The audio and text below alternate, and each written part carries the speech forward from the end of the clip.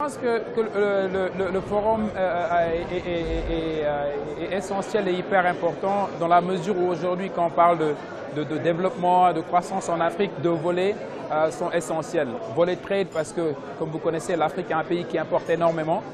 L'autre aussi, c'est volet infrastructure dans la mesure où, en ce qui concerne le financement d'infrastructures, le gap est extrêmement important. Il s'agit du trade, comme on l'a dit tout à l'heure dans le panel. C'est clair qu'aujourd'hui, il faut essayer de voir autrement. Ce qu'on a l'habitude de voir, c'est l'utilisation des lettres de crédit, le financement par court terme, etc., etc. Et nous, en tant qu'institution de développement et les banques commerciales et les banques locales, on doit réfléchir sur un mécanisme beaucoup plus intéressant de pouvoir favoriser les investissements à travers ce qu'on a abordé tout à l'heure, c'est-à-dire les LC sur les longs termes.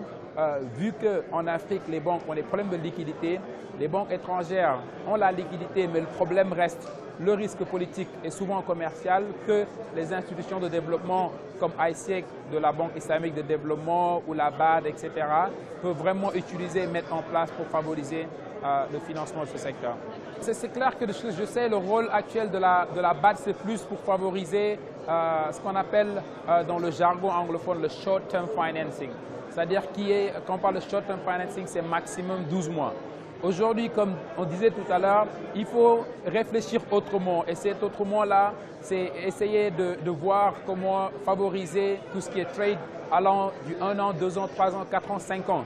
Parce que, comme l'a dit tout à l'heure mon collègue de Commerce Bank, confirmer une lettre de crédit émise par une banque africaine qui dépasse 12 mois est quasi impossible.